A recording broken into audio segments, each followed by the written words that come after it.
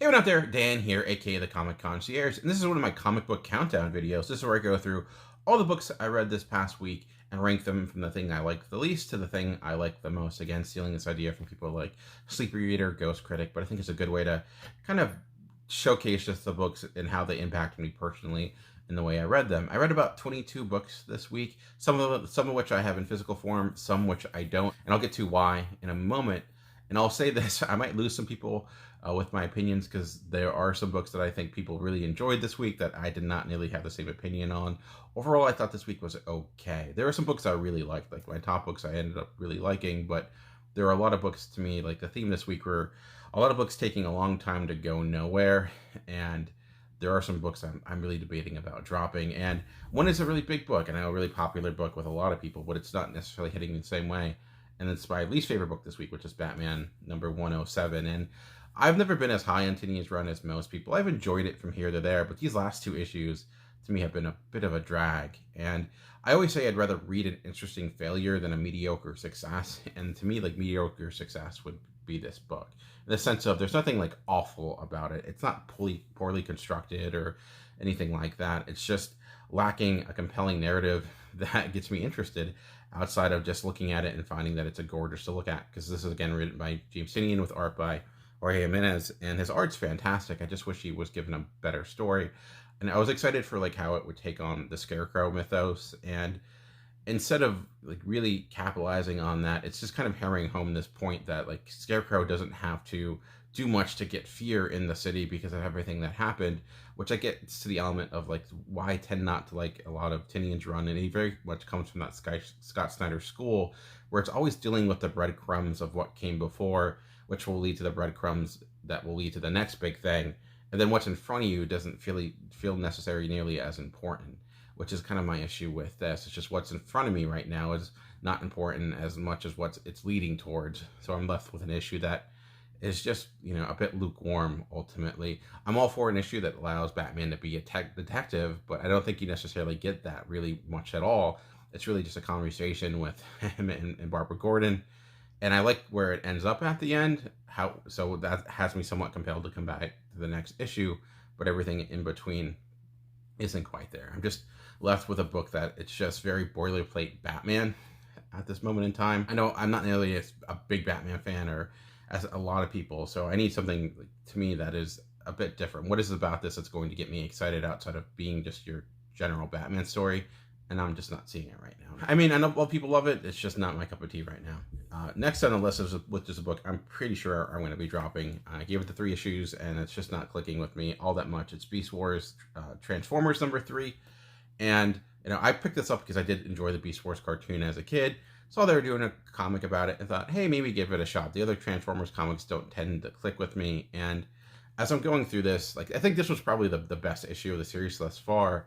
And still, as I take a step back and I look at it, I think the characters here, if I didn't know who they were, like if I didn't have that past experience, I don't think it did a good enough job of really, utilizing their personality, giving me an idea of what this world is like outside of that familiarity that I'd be coming in with. It doesn't necessarily follow the show exactly, but a lot of the beats are the same.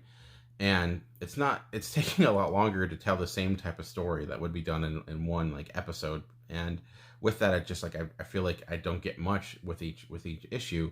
The art I think is okay, and it has the same issue problem I feel like with a lot of Transformers comics, where the world just feels very flat and not lived in.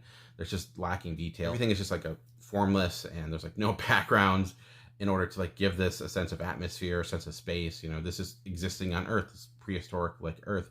Make that a part of the story. It really hasn't done that. Everything is just kind of dull and uninteresting outside of the character designs, which are good, a little bit more cartoony. I think it does its best when it's like dealing with those things. So it's just, again, like, I don't know, it's just not working for me. This is kind of why I don't typically pick up licensed books, because I do feel like they come in with utilizing your expectations of what these characters are and just try to write to that. And I feel like that's been what this is doing. There are some newer characters, like this Nyx character, which is a big part of this one story.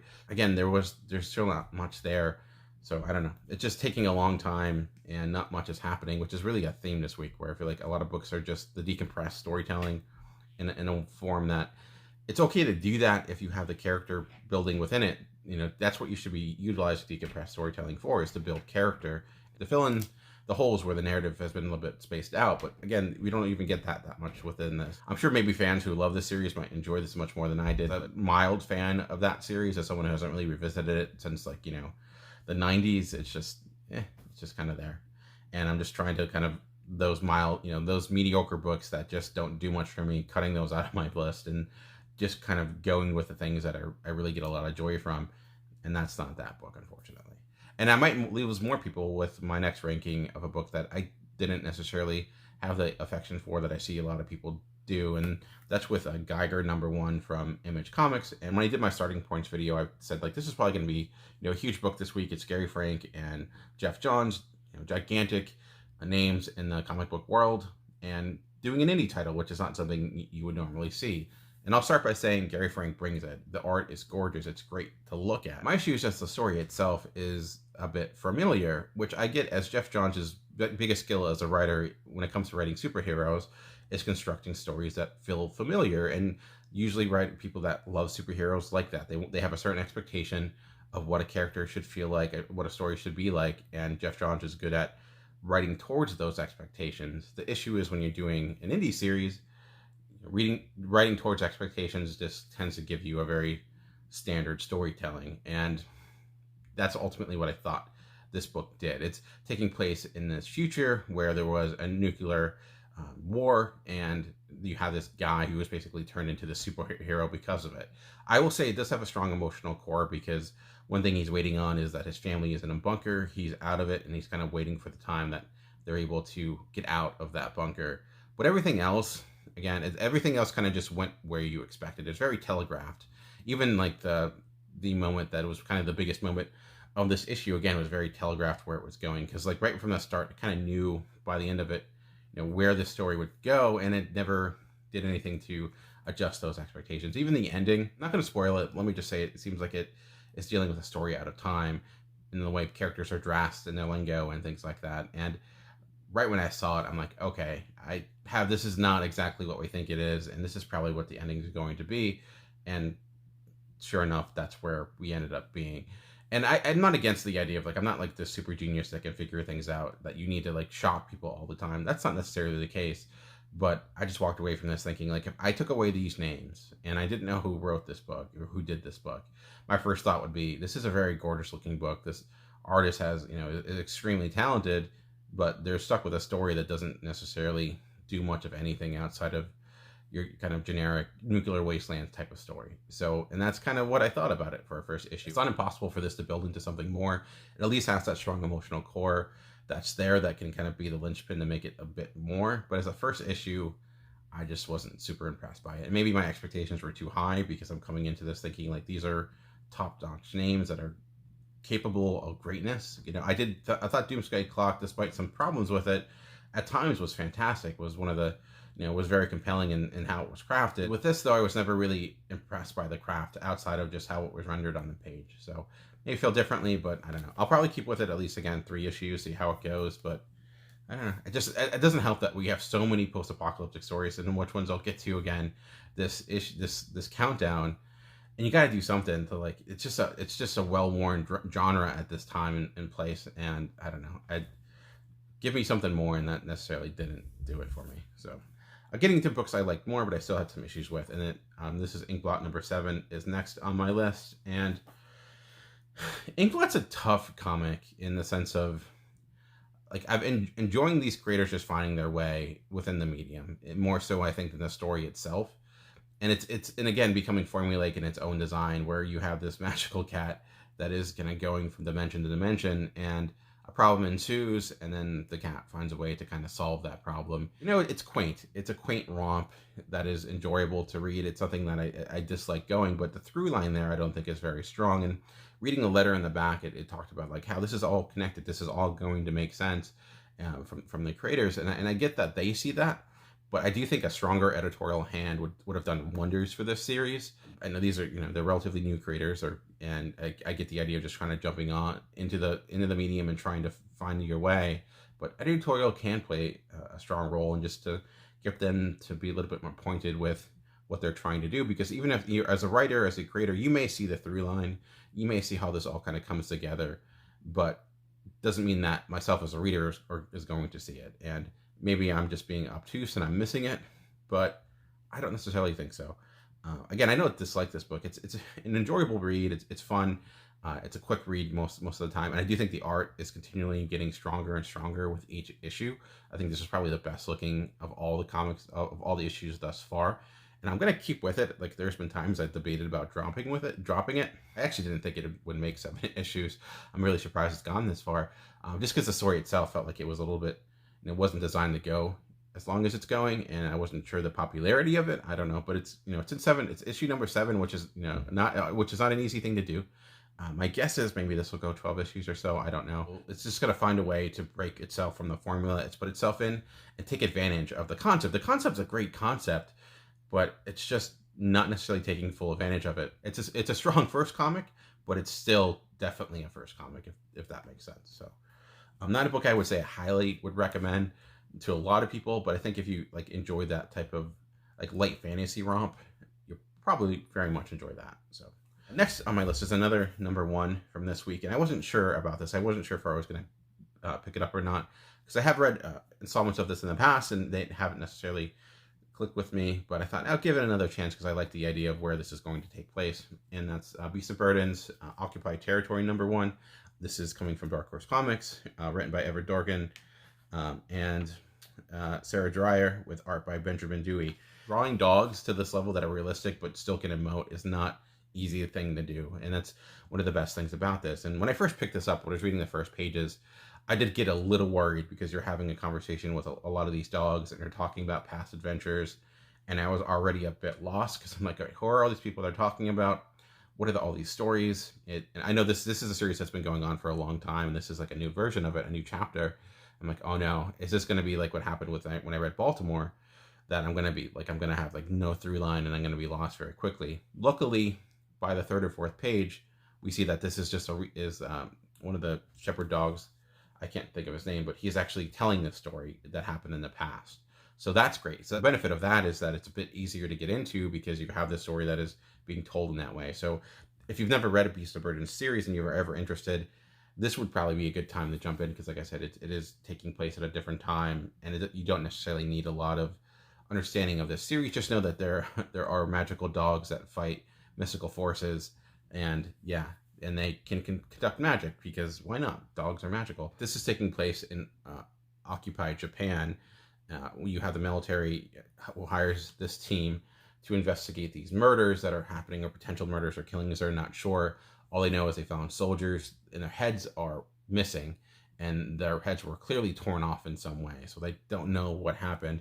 They don't believe in magic. The military thinks it's something a little bit more menacing, where they realize it's something magical that's happening. So they're looking through this Japanese town to find out, what is happening, what's causing these problems, and utilizing the local dogs to do just that. My biggest critique is that it's not utilizing that setting in a meaningful way, to make it feel different. Like, that's a great opportunity to kind of tell a different story, and not much in this first issue does that. It doesn't necessarily call attention to it in any way, and you barely feel like you're even in Japan at this time. So I don't know. That's what I was hoping for. Maybe that's just my bias because I want to delve more into the history, because post-World War II Japan is something we never talk about.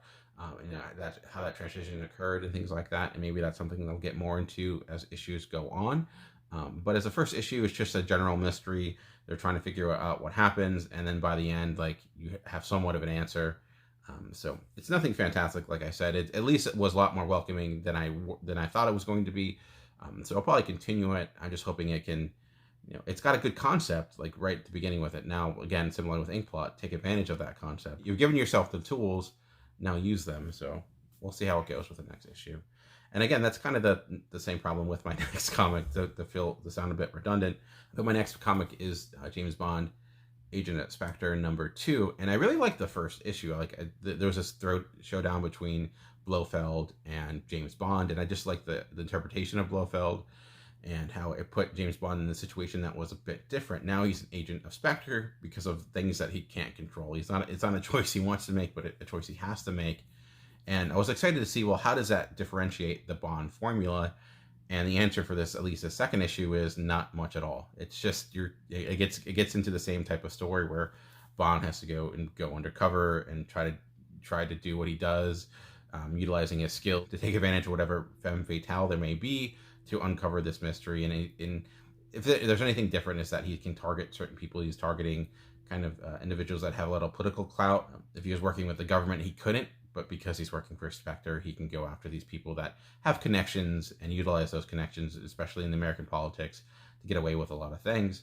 So that could be something different. It didn't necessarily harp on that much, but if you like James Bond, you like the James Bond type of stories, and you're missing out on the upcoming movie, you might like this. I mentioned this is written by Christoph Gage with art by Lucas Geiger.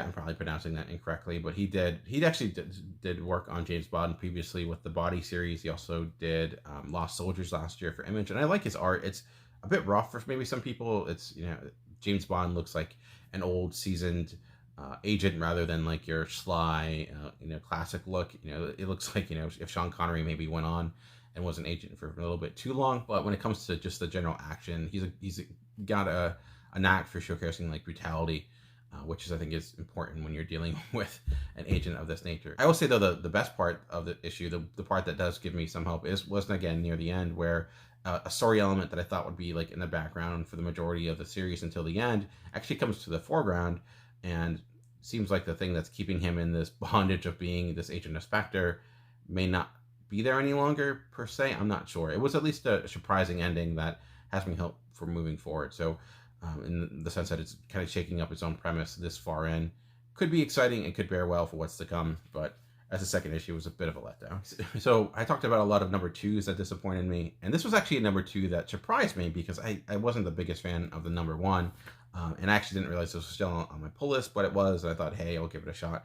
And that's Sam and His Talking Gun number 2. It was been a while since I read the first issue, and I just had a lot of issues with the art in the first issue, in the sense of the storytelling I thought was lacking, and had some general fundamental problems in the way pages were laid out, and the economics of the page, and how you move from scene to scene. I just thought things were a bit messy in that sense, where characters like would move in their location, would adjust, that didn't necessarily make sense.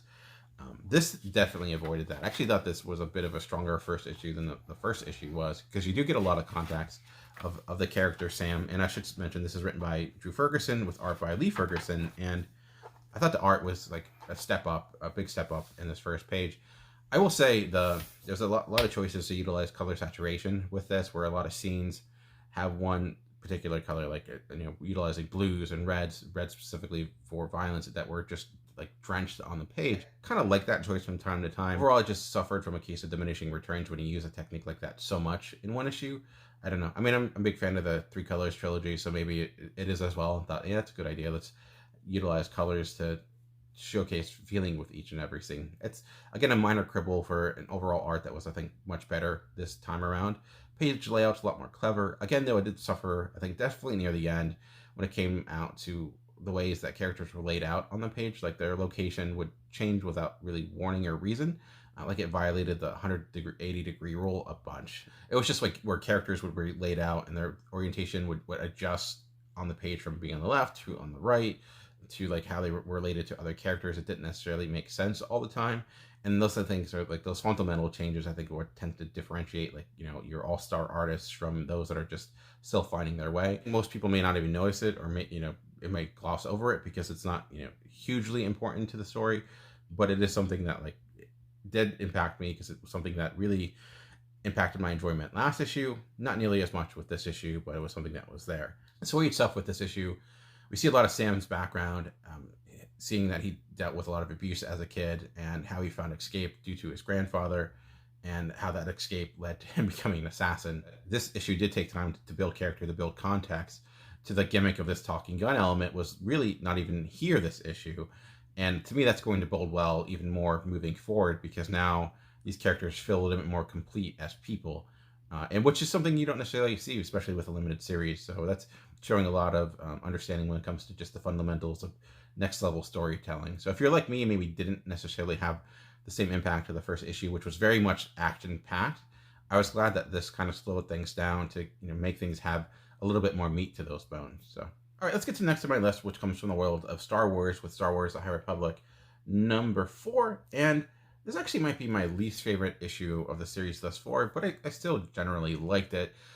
And this issue deals a lot with these kind of plant-like creatures that you get a hint at with this cover. And for those that don't know, the High Republic takes place about 200 years before the Phantom Menace, and it's in time where like there's actually the Jedi are at their peak. They are the guardians of the galaxies, and not to confuse them with the movie. But they have been sent to this planet to investigate these missing kids, and they find out the reason that they're missing is due to this ancient force, this like kind of nature force that actually has ties to people like the Sith, but they're not the Sith. And I think that's one thing I have liked about the High Republic is that you're not just getting Jedi's for the Sith. You're getting these new characters, and I do think that these plant-like creatures have potential to be something, because clearly they're going to be a major threat as this end of the issue showcases. And what I really liked about this one series, though, is this character right here.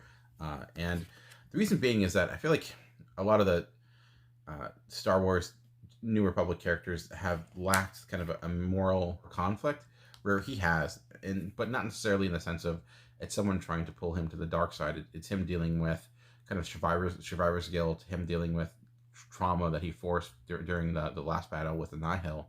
And in this, though, I thought they were going to have him go down a certain path, atypical path for a Star Wars story, and they rightfully subverted my expectation. And another thing with the High Republic that I feel like is a big through line is that it's trying to inform character through action. Like the beginning of the first book, there was this great disaster where that reaction to that disaster and how the Jedi kind of were shot into action to try to save the world. You got to learn a lot about the characters that were there and how they deal with stressful situations. And I think that's the continuing with this issue. Well, my one negative is that it's very much just a transition issue, which is not necessarily a negative because you need that in storytelling, but it is clearly there just to get you to the next big thing, that what will be the ultimately showdown for this series. I think this is only currently designed to go 5 or 6 issues. I don't know if that'll change, if it'll keep going after that, but you can see it's kind of coming to its conclusion. And as someone who's read a lot of the other High Republic stuff, I do feel like some of the other characters that are in this, like Avar Kriss, for example, like I have an understanding of who she is, but if you're just reading this comic, I don't think it's done a great job of like informing who those people are. There's been a lot of like other references and things like that, which I do wonder if like people are going to get lost in it. I'm not sure. So I'd be interested if you're just reading the High Republic comics, what your general thoughts are. If you do feel like a bit lost, because I get the connectivity. I kind of that can be something that people really like, seeing how all this fits together. I just wonder if it can also get in the way of feeling like you're getting the complete story. I'm not sure, but I enjoyed it. I just think that if there's one downside of this design so far is that in the comic book version, I would like to see things slow down a bit, so we do get a little more character development with these characters, or spend time with them. I'm just waiting for this series to have a really strong hook, something that really gives me time to really love it. And right now I'm just liking it. I think the best thing has been the prose novels so far. Of course, the benefit of that is that I've read the entire story to those, compared to this where I'm just in the midst of it. So maybe by the end that will change, but I'm liking it. I know I was really excited for this line coming into this year, and I don't know if my expectations have been fully met, but I've never disliked an issue thus far, or found that I was mad that I read it, I guess. But I'm not also over the moon with it either, so I don't know. All right, next on my list comes from the world of Marvel, and is Immortal Hulk number 45. And we're potentially rounding the corner when it comes to Immortal Hulk, because I keep hearing that 50 is going to be the last issue. I've not seen anything official. Just storytelling wise, it does seem like we are getting there in a way. And as we're getting Hulk at his lowest point, this is very much the beat down issue where you're at that lowest point. You're trying to rally, you're trying to get the motivation, and by the end of it, you're there, and we're finally here. Now it's time to punch back, and that was this issue. Like, it was that, like, let's get things as dark as we can get it, or at least seem as dour, but just give you that bit of hope, build up that hope. So by the end of it, you're kind of excited for the throwdown that happens next. And the issue with Immortal Hulk right now, sometimes it can fall under the pressure of its own expectations. Like, when this was at its strongest, it was one of the best comics I read in the past decade. It's not quite there yet. It's not quite there right now. It can maybe get there moving forward. It's 45 issues, and back in the day, that would be years upon years of writing. You're talking about 4 or 5 years. With a series where this has been a little bit short of a run. But one thing that's been amazing is mostly genre, Joe Bennett, and despite obviously some issues that Joe Bennett ran into career-wise, this is still his best book. And there's some really good designs within this issue. He's really showcasing his talent again. Some impressive layouts, some grotesque horror, and I'm excited for where it goes next. I have hope these potentially last 4 issues can bring this back to where it first began. It felt like it got a little lost with its own creation, like there's maybe too much going on, and now things are starting to subside a little bit, starting to kind of come back into focus. And if that can continue in these next 4 issues, maybe it can get to the heights one again. I still like it. It's still one of the books I look forward to when it comes out, because I know that potential is there, that I'm going to read something special, which is not necessarily the case for a lot of comics. I wouldn't say this is a special issue. It's at least, though, pointing in the right direction, which I'm excited for. So, all right. Well, we left Star Wars for a bit. We're going to go back to Star Wars with Star Wars High Republic issue number 3. And this to me was, I talked about how the last issue was maybe the last issue of High Republic was my least favorite of that so far. This to me was by far the best issue of this series. And the first time I actually enjoyed this over the main book when it came out in the same week. And this to me is that we're finally kind of getting to what this storyline is going to be. I felt like the first 2 issues really just told the same story, but now what we're seeing is the conflict that's going to kind of drive this narrative moving forward, and it's between the character of Crix and the character of Zine, who are 2 kids who kind of came from the same planet. Both grew up with a dislike of people that can control the Force, a dislike of Jedi, but Keen the entire time actually had the ability to use the Force. And Crix is kind of mad at him because of that. And you have one now who is with the Jedi, the other one who's with the Nihil, which are like the big bads in the High Republic universe. And you just see the juxtaposition of their life now that they've been kind of split up into these different teams. If I had one complaint, is that Crix went from this like shy, impulsive kid to where he ends up at this issue making some choices that are pretty brutal. I'm like, wow, that kid is not messing around. It was kind of like, how Anakin goes from kind of a whiny brat to Darth Vader pretty quickly, at least in the movies. It was kind of similar to that. Not nearly as extreme per se, but I just thought this was better at just giving me a sense of where the story is going. And I thought the idea of like seeing how these 2 different worlds impact them both, a more stronger approach to the world of Star Wars. And again, I think that we're an element of, like I mentioned, this is supposed to be the YA book, the young adult book. And now it's kind of getting to that because you're seeing it through the eyes of kids, and maybe that will be more appealing. I don't know necessarily if this is going to have that same appeal outside of that perspective for kids. I mean, narratively, I feel like it's actually much more complex than the other Star Wars High Republic book, which is very straightforward, rescue mission that goes awry. This, to me, it has more to it, and maybe because it's more geared or through the perspective of kids, they'll be able to observe it more. But if you are a person who dismiss this book because it is designed, or because it's the Adventures line, which is more kid friendly, it bears no resemblance to the other adventure books I've read, where they are very straightforward, kind of feel like episodes of Clone Wars that have been a little bit made, that have been trimmed down even more. This is not that. Like this, if you remove the adventures, would fit right into your normal Star Wars lore. So don't sleep on this. I didn't love the first 2 issues. I thought they were a bit messy, but I think this 3rd issue, it's kind of finding its groove. It has me excited, and I think the art, I don't know if I'm just getting accustomed to it more or it's getting stronger, but it wasn't as messy, and I thought it did a good job too, utilizing coloring. Just the Nihil were a bit dark and dreary, where the Jedi, there's much more brightness and much more pleasant, a pleasant place to be around. So it did a good job including that in. So all right, next on my list comes again from the world of Image. Actually, a lot of Image books this week. I think more Image books than any other publisher. And it's Octerra number 2. And I was surprised how much I liked Octerra number 1.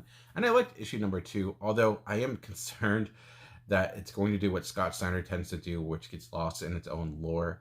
There are pieces in here where I'm like, oh no, are we going on that path? But it's just trying to get into like what happened and explain it into like details that aren't necessary. It doesn't get there too much. Like there was times I was worried, but luckily character wasn't completely removed from it. There were still some strong character moments, and I really actually liked the flashback of like what happened a few days after the world went dark. So the story is that all light in the planet is gone. It's not that the sun is gone, because it's not like it's freezing cold and not really sure what happened. Although we get some hints to what may have occurred. We have this team of individuals who are now trying to go to this outpost. The other piece is that if you are out in the dark for too long, you can get this like virus and turn into this monster, which is happening to her brother.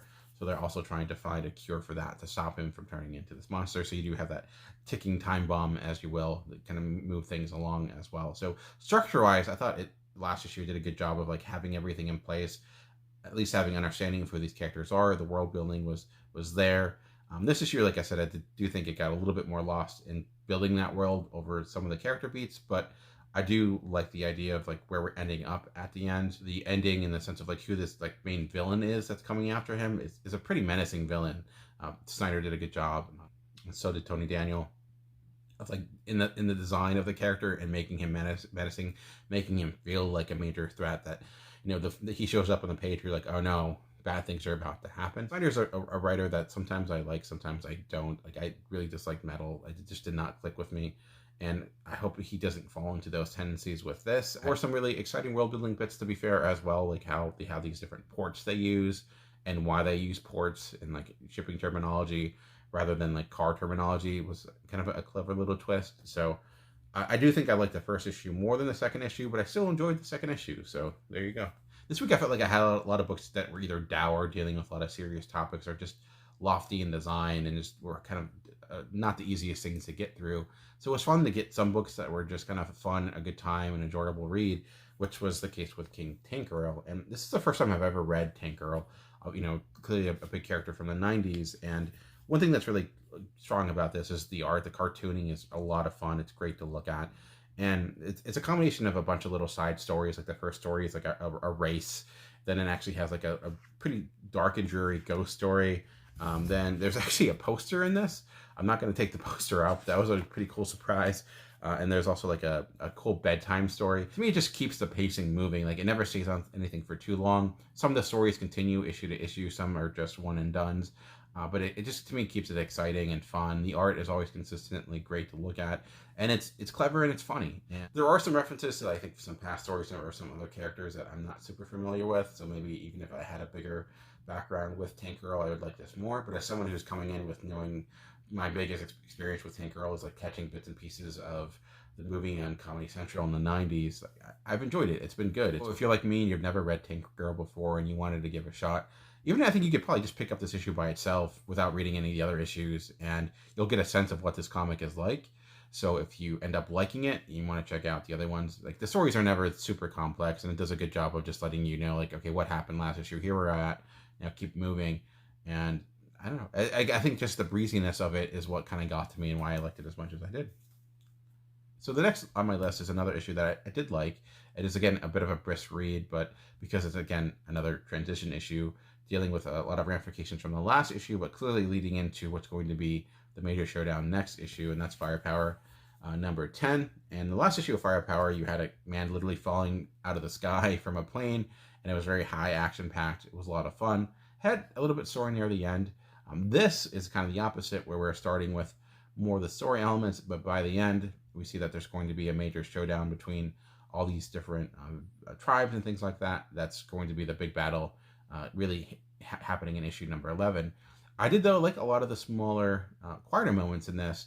There's actually some really heartwarming family moments, but what really got me is that there were some moments in where the family was arguing, really the young daughter, and how she kind of flipped out for a moment, but then kind of just took a break, stepped back, and then realized what was going on, and they were able to deal with it right there and then. And what I liked about that to me just felt real, because we always have those moments where, especially if you're in a situation like this, where things are going to get messy and you're frustrated and you let out that frustration, and then you kind of just take a step back and you're, okay, this happened. Let's just move forward. Let's figure out what we can do to solve this. And it felt really compelling in that sense of like, this felt real. And a lesser writer would harp on it and, add in additional conflict or drag that scene out for far too long. Where here, it's just like people recognize the frustration of one another. They realize what was happening. And because of that, it just felt like this was a real family. One complaint with me with Robert Kirkman is that he's fantastic at writing towards the trade, where you, like, as you're reading an entire trade, you don't necessarily feel like you're ever starting and stopping a story. Everything feels really streamlined. The bad side of that is when you read it in issue format, it doesn't feel like a complete story per se. Like you're just getting a smaller piece of a greater whole. I never disliked the issue though. It's always great to look at. Chris Samnee's art is always fantastic.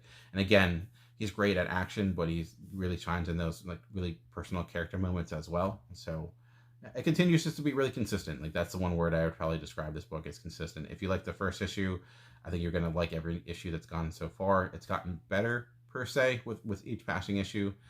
And I think a lot of that is due to the fact that it's able to balance both that family dynamic and the more, legendary mythos that it's kind of aping from as well. So I'm really excited for next issue too, because it does seem like it's going to be pretty insane with the way this ends. The next comic is one I struggle with, but part of me thinks it's brilliant, part of me thinks it's poorly executed, and sometimes I think both at the same time, so I don't really know which one is right, but I gotta say I'm always compelled by it, and that's Hallow Heart, issue number 2, and the premise of this is that you have this Hallow Heart creature, this individual who's like being imprisoned, and one of the people that taking care of him is trying to debate if they should let him go, but you're not necessarily sure what exactly his motives are, or if he's being genuine or not at times.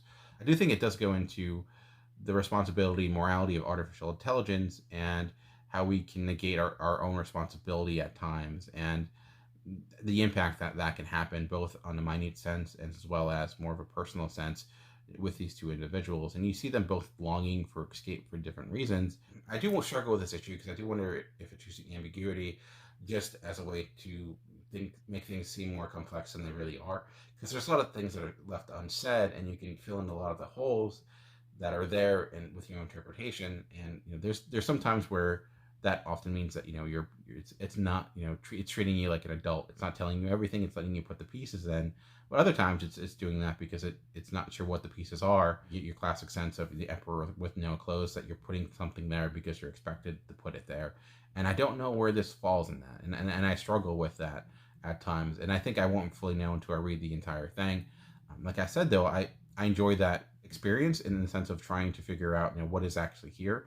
Like I said, more than a mediocre success. Like if this is a failure by the end, it's at least an interesting failure.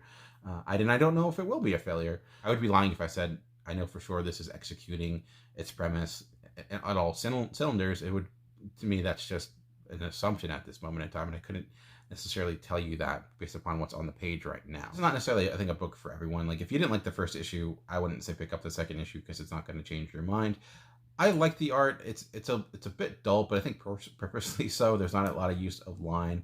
It's really limited in that use. Although I do like the way it renders Elk. It's just the coloring and the use of like the longing on his face. But again, there's a lot of ambiguity with that as well. And again, I don't know. There's, for example, a scene in which Elle gets a gift and his reaction towards it, and you're kind of left in the dark of what exactly that is. And to me, is that just trying to allow you to interpret it what it might mean? Is there something there, or is it just not really sure? And it's trying to use ambiguity as a way to make something more important than it really is. I don't know. Again, I struggle with the answer to that, and I would be lying to say I know the question, which is why it's a book I struggle with. But I enjoy having those conversations, even if they're with myself or with people through YouTube, more so than other books that may just succeed at just telling basic storytelling. So I don't know. It's compelling in that sense, both within the story itself and just the framework of its design. I'm curious to see what people think of it, because I've seen a range of opinions towards this book, and I find that I love people who love it and people who really hated it, and I'm oddly in both camps. I never hated it per se. I just maybe didn't like it at times, and sometimes I loved it. And I don't know. I think, like I said, I'm never going to fully know my impression on this until I read the entire thing, and probably read it a couple of times, because it is a quick read in general. There's not a lot on this page, but I don't know. It's hard to review in a space like this. I feel like to really get into it, you'd have to kind of spoil pretty much everything about it, just to dissect it bit by bit, which is fitting when you're having a character that literally gets dissected every day of his life. Next on my list comes from the world of Dark Horse, and this is a comic that I'm, again, liking with each and every issue, and that is Fear Case number 3. This is written by Matt Kent, art by Hilary Jenkins and Tyler Jenkins. Hilary Jenkins doing the colors, of course. And this, again, is about this fear case, and this is the issue that everything changes. And it's actually told in, it's a non-linear in this issue where the partners split up. This is where they have their falling out, because they're one day away from this case no longer being theirs. And it's a case that's about a case, this fear case that it's kind of like the videotape from Ring. When you get it, you have to give it the person you hate the most, or if you don't, the person that you love the most will, something bad will happen to them. What that bad thing is not clear. And that's this case that has hit legendary status, where the Secret Service investigates it each year, but it's done by rookies and they're only given a year to investigate it. And now they're closer than ever to actually solving it. And the way this issue ends is that now that we're at the third issue, which seemed like it could be this elongated investigation, it's not going to be the case. Again, like I mentioned, these partners have their eruption because they have a lot of disagreements, which were hinted at last issue. Now things are changed, and I like the design of this issue. How we start with one through line, and then we actually take a step back and fill in a lot of the blanks, and has me excited for what comes next. I love Hallow Jenkins and Tyler Jenkins' art. I know it's not necessarily for everyone. Again, it's similar to Hallow Heart, where there's not a lot necessarily of detail there, but I just thought that when it comes to executing this idea, it's quite good. It kind of has like X-Files meets Law and Order vibes in a way that I'm having a lot of fun with. So I was a little worried that maybe its design would get a little stale, because if you're dealing with a kind of serialized mystery like this, where the mystery never changes. But this was a good issue in the sense of completely changing that expectation. And I don't know if there's 1 or 2 issues left. I think it's 1 or 2, which would be perfect. I think you can see the finish line now of where it may go. And, I think 2 issues should sum it up pretty well. So, but a really solid series thus far. All right, next on my list, again, comes from Image Comics. Again, a big week for Image Comics, and it's Silver Coin #1, written by Chip Zdarsky with art by Michael Walsh, who I think does everything except for... he does everything, the colors, the lettering, everything. And to me, he was the star of the show. It's a story about literally a silver coin, this kind of rock band in the 70s, and they're kind of down on their luck. They're not being successful. They're given like the worst gigs on a Friday night that they're playing next to no one. But then, as the title suggests, they find that this silver coin is found, and it's a lucky coin, and then their luck changes. And it gets the idea of obsession and how that can put you down a dark path. And although this is a horror anthology, I don't think it's light horror. I would say it feels more akin to a Twilight Zone episode than maybe an episode of Tales from the Crypt. By the end, the horror element does kind of reveal itself, but it doesn't dive into that a huge amount. So if you're like going into this thinking this is the next Ice Cream Man and the way it's going to depict horror, I would say not so much. But if you're a person who doesn't like horror, you might actually enjoy this much more. The thing that I think separated it, though, mostly was the art. Narratively, it's nothing that has not been done before, in the sense of dealing with obsession and fame and like the addiction that can bring, and how it can cause conflict and things like that. Like, it's kind of your typical music biopic in a way, but it has this mystical element within it. But I just found Michael Walsh's art was really strong. How doing music, I feel like, is difficult in a comic, obviously, because you're not hearing anything, but the use of coloring that really set the mood. The lettering when you were using the music, I think, was a key, just to differentiate to when they were really good to when they were just an okay band, just to showcase like this is what it looked like, because you can't see it, was actually pretty clever. What's really cool about this, though, is the fact that the art is the best thing about it, is the fact that Michael Walsh is like continuing with this. Like, next issue is going to be Kelly Thompson. And I think that's just going to be a cool exercise to see how a writer changes the approach of an artist. Like, I think that's going to be kind of cool to see, because you're technically in the same title, but the artist is going to adjust their style to fit the writer. Or how much does it change? Does it change that much? I'm not sure. So that's kind of cool if you're a person that just likes the process side of comics. That might be a good series to pick out, even if like the genre isn't your genre. Even though this is technically a horror series, at least this first issue wasn't very much. I think it was very light horror. The next issue, though, is like dealing with like a Friday the 13th type of storyline, so that seems like it would be much more in that vein. So I'm excited. I'm excited that we're getting more and more anthology series like this. It's been kind of cool to see. It's becoming much more popular. And I think what I like about this, compared to maybe something like Scumbag that Rick Remender is doing, where you have the same writer but different artists, this, we're getting the same writer, the same artist with different writers. And I think that, to me, that gives it much more consistency. When I look at a comic, I think the best comics, even if they're designed for one issue or designed to be a complete series, should tell a complete story within each issue. like something like Firepower, I think doesn't do that. I still like it. This, obviously being an anthology series, does do that, but you also see why that's really hard to like tell both a complete story at the same time telling a part of a complete story. It's not easy to do well. I bring it up because, while this was a strong first issue, I do wonder, how they're going to be able to maintain that consistency throughout. It's going to be difficult, and if they are able to achieve that, it'll be pretty impressive. But like I said, having the talent that they have stacked up for this makes me think that they'll be able to pull it off. So, as a comic book reviewer, or whatever you want to call me, I do try not to get overly obsessed with the shiny new thing that comes out, because I think that's something that's easy to do. It's like when something is new out and it's brand new and it's fresh, it's easy to like overlook some of the problems with it, or just get excited for it because it's like opening a new toy. Anyways, I don't know why I brought that up. It's not necessarily that important, but it's just something I think about when I bring up and look at a new series. My next book is actually a combination of two books, and it's because they kind of go together, and it's Venom and King of Black. And I put these together because they're kind of telling the same story, and this is the end of the King of Black storyline. And similar to Tank Girl, this is just kind of hit me at the right moment in time, because I just needed something that was just like a break from everything else. And to me, this is, Donny Cates, Ryan Stegman, and the Colello on Venom. To me, was just Marvel at being Marvel. Donny Cates is really good at, I think, that, like, taking what's great about the Marvel Universe and just exploding it. It's nothing super serious. I wouldn't say it's anything that is too deep, but it's just a good time. It's like the equivalent of the, Kong versus Godzilla. Like, what you're getting into. And this is another worldwide disaster type of the scenario where you have Venom and this Null character, and they're kind of going toe-to-toe. It's a bit ridiculous. It's a bit nebulous in how everything kind of comes together at the end, but it's just fun seeing a guy that's completely evil get beat up by a guy who's like, just determined to save his son and determined to save the world.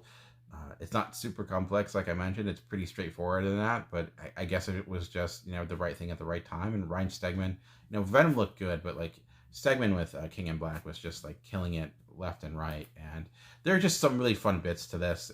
What I love about Cates is how he can take the mythos of the Marvel Universe and find new ways to like kind of amp it up to new degrees. Just, I don't want to spoil anything with it, but there is a certain weapon that's used, which I thought was like, this is pretty stupid, but it's stupid with, it's a fun stupid per se. So I know people are tired of events, and I get that. Although people say that, and then you look at the sales and these sell more than anything. So I feel like people say that, but they don't say that with their wallets. I still think my favorite thing about the King in Black series was actually the Thunderbolt series, but I thought it at least ended on a good note. There's still one more Venom issue that's going to be coming out. That'll be like the coda on the segment and Donny Cates' run on Venom. And Venom was never a character that I ever super adored. This is the longest I've ever read a Venom title, so if that speaks anything to his current run, and I think he's ending it at a fun place. I am happy though that it is ending, and they're close to ending or whatever. I'm sure there'll be like other issues that come out because of the fallout, just so we get a little bit more of the normal Marvel universe until whatever the next big event might be. I guess it's Heroes Reborn, or I don't know if that's going to have tie-ins to other things. I don't really know.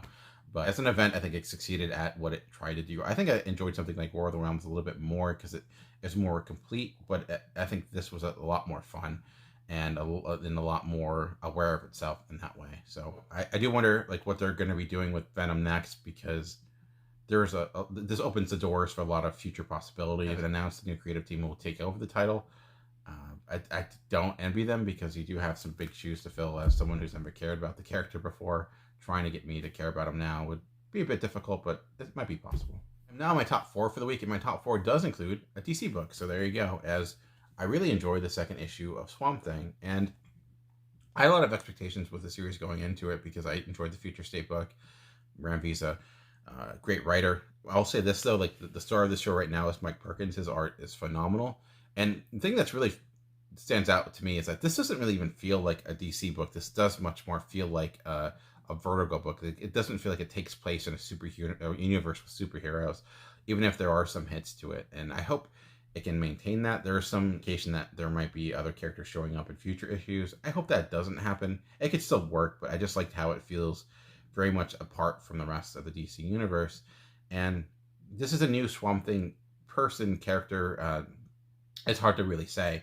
This is a series I think that does have a lot of ambiguity, where we have this new Swamp Thing who at night becomes Swamp Thing, and it doesn't necessarily, we don't know why per se, unlike Alec Holland, who had this accident and, with all these chemicals.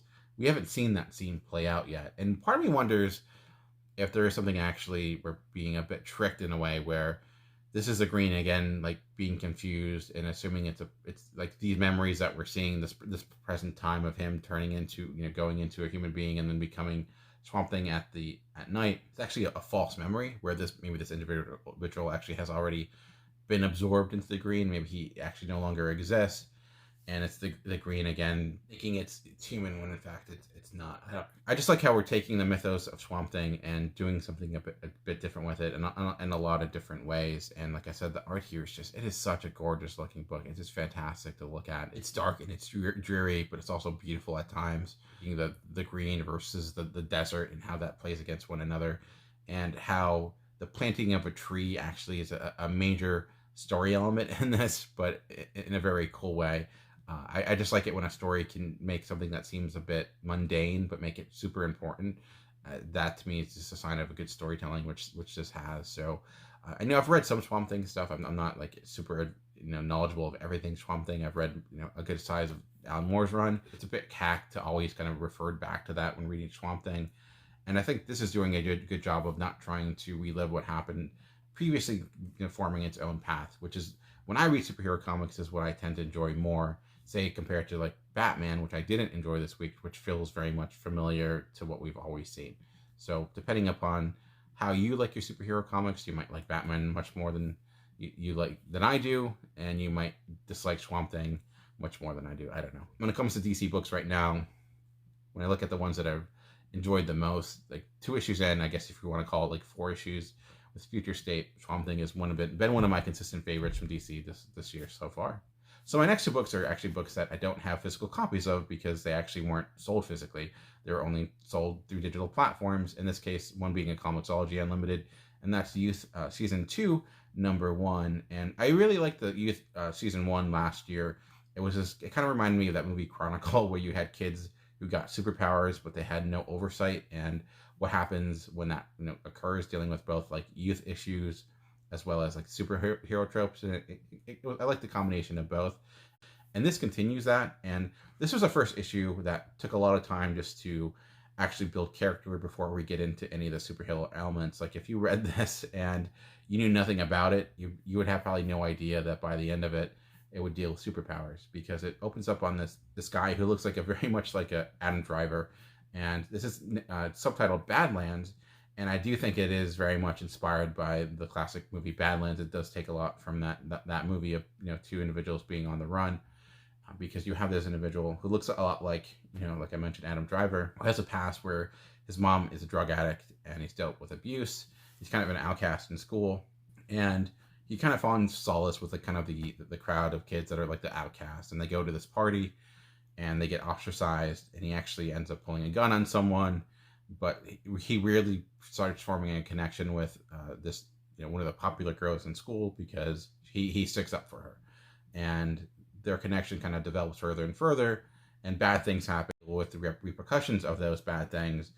And then to complicate matters further, an asteroid falls from the sky and they get superpowers, and then we're off to the adventures. And I think why I really like this is because it did a lot of work to kind of make these characters into full life characters before we get into like the supernatural elements of the story, and how you saw and understood the connection between 2 people that don't seem like they should be connected. Like, why would this girl be at all interested in this guy in any form? Because he seems a little bit like out of her league or what have you. But taking time to build that connection and build sympathy for both of them, so they feel like complete people. And also, I love the Badlands movie, so anytime you want to reference that and kind of put a new spin on it, I'm all for it. So I know the art style may not be for everyone. Again, it's not a lot of like the art doesn't have necessarily a super amount of detail, but I think it is, on a storytelling perspective, very good. And I'm excited to see where this goes next. Comixology, I think, is actually getting better and better when it comes to the original series. If you've not read the first volume, you actually don't need to. This is a completely brand new story. It doesn't touch on any of the past characters. Being a Comixology original, you do have to get it through Comixology. If you have Unlimited, it is free, or you can buy it issue by issue. Although Comixology Unlimited is like $5 a month, so it's just as much to buy Unlimited as it would be to buy the issues. So if you're just trying to be fiscally responsible, I'm not sure, but yeah, I did really like this, and I didn't know this was coming out, and I always love getting that type of surprise where it's like, oh, this is a thing. Not only is this a thing, it's also coming out this week. Fantastic. So my next comic is another one I don't have a physical copy of because it's, again, only been released digitally, and it comes from Panel Syndicate, and it's Friday #3. And this is written by Ed Brubaker with art by Marcus Martin. And this is a book that came out last year by this team, and it's kind of taking the idea of like Encyclopedia Brown and the Hardy Boys in a way, and doing like an updated version of it, but through the lens of Ed Brubaker and Marcus Martin. And Ed Brubaker is one of the best crime writers, I would say, of any genre, any medium in this past last 10 years, if not more. And seeing him take on this idea, which kind of seems like a bit of a weird gimmick, but is really working. Despite the fact that Ed Brubaker is my favorite writer, I do think the star of the show, though, is Marcus Martin. And I don't think there's an artist that has better adapted to the digital format more so than him. He's been doing it probably one of the longest. Looking back when Panel Syndicate started, doing things like Private Eye, and just utilizing the space of the page and having it fit the screen rather than fit into your typical comic book design, and just the use of coloring and things like that too. Like, he's been able to kind of find what benefits does this format give you and take advantage of those. Like this issue, like you have this massive snowstorm, and the way it's colored, I do wonder if it would work nearly as well on the page compared to the way it's handled digitally, and just the size of the page too. And it's beautiful to look at, and it's one where usually to me it doesn't really matter if I read something physically or digitally, but I do think this is probably best utilized in the digital platform. She specifically was very character focused and very much on the main character in their relationship, and it actually has a pretty devastating ending.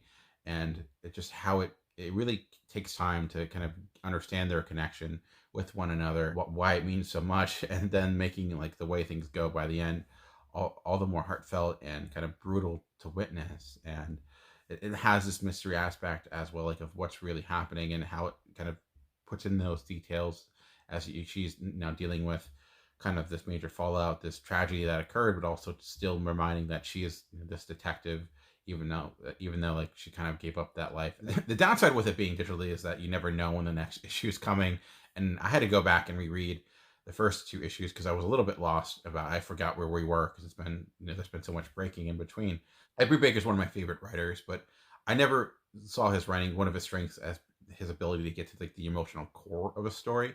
And I think he has, at least in this issue, like this one of the more emotionally impactful reads from him, because it wasn't really one that was dealing a lot with narrative or plot or those types of expectations, but just focusing on character. So I was a bit surprised by that, seeing a writer of his caliber who's been in this a lot. And maybe one complaint you can have by him is that he's really good at a certain thing. Like when you read something like Criminal, it's great, but it is a certain flavor. This is much different, even if it is existing in this crime-like setting. The execution of it is unlike anything I've read from him in quite a while. My favorite book of the week this week actually is not all that unexpected, because it was my most anticipated book as well, and that's Dead Dogs Don't Bite #2. And rarely does my favorite book and my most anticipated end up matching, but it happened in this case, and I'm just loving this book. The word that comes to my mind every time I read this is personality, because each page has personality. Like you open up with this ridiculous narrator that is it's just odd and fun, and that's kind of the through line with this. It's fun, it's odd, it's unique, it's different. Again, a lot of superlatives, but I think still the strength of it is character. You have this character who's trying to find her missing friend, and this actually takes place a few months after the last issue, and because of that, it's no longer the hot news story. People have kind of moved on, but she hasn't. She's still trying to solve this mystery. And I actually love the opening scene in this, where she's trying to investigate and find information by going to the mayor's office, but she's not trying to be a cat burglar. She's just using her cunning ability. Sometimes just being in the right place in the right time helps. Like, if a person decides to get stuck in a soda can machine, it might give you some leverage you need to get information that you want. And it's just a really fun scene. And the mayor of this town is a character with a capital C. And it might actually seem somewhat out of place, because why would you have like a general down to earth storyline, have characters that are like this, that are just like seem unrealistic. But I think it makes sense because what it does, it actually reminds me of like what the Coen brothers would do, where you would have characters like that that are, that jump off the screen. But then everyone else, again, seems much more down to earth by comparison. The other piece, too, is how great the timing is in this, both comedically and through the art. Tyler Boss is really impressing me with his sequential art and his storytelling. It's like I really enjoyed Four Kids to Walk in the Bank, but I think he leveled up his game for this book. Um, and how it's really good at informing relationships of people through their conversations. Like you understand the way people interact, the kind of the way they see each other, just the way they will have conversations with one another. It's not going to give you a huge backstory. It's not going to get into a lot of exposition. It's going to let you understand this world through osmosis, which is, it takes a lot of skill to do that. It takes a lot of faith in your storytelling to do that. And, despite the fact that Tyler Boss is obviously not a new creator, but one that doesn't necessarily have the name recognition of an Ed Brubaker, but having that faith is, I think, paid dividends for this series thus far. So I'm absolutely loving this book. The mystery is there, but that to me is just the execution of finding the answers is it's much more fun. Having that, just those conversations, and often when you get to a page and you just see, endless amounts, a cavalcade of different dialogue balloons, and you're just like, oh no, this is gonna be brutal. But the dialogue is quick, it's snappy, it's fun. The levity never diminishes the stakes. It's really well balanced. There's a lot of things that it's doing that are, they don't necessarily seem all that difficult, but really are, in how it's balancing all those elements of it too. So I'm loving this book. It's a lot of fun. It's different, and which is a hard thing to do. I read a lot of comics, and when you have something that is unlike anything I'm currently reading, maybe that's why I'm maybe overrating it per se. Maybe I'm not as being as critical as I should, but I find this a joy to read. Like I looked forward to every page. I didn't want it to end, which I know is a generic kind of explanation of a book, but sometimes that's true. So maybe I'm overrating it a bit. I don't know. I don't know what other people think of it. Ultimately, all I can tell you is I loved it. When I looked at the books this week, despite having other books maybe that are objectively better, when it just comes to my subjective enjoyment, the book that I went to, that I thought about the most, that I was most impressed with, it was easily Dead Dog Don't Bite #2. Anyways, that's it for me for this week. Thanks for taking the time to check out this video. Feel free to let me know what you're reading, what you're enjoying, what you disagree with me on, what you agree with me on. I'm all for it. Just remember, comics are for everyone. The key is finding the right one. Until next time, keep reading.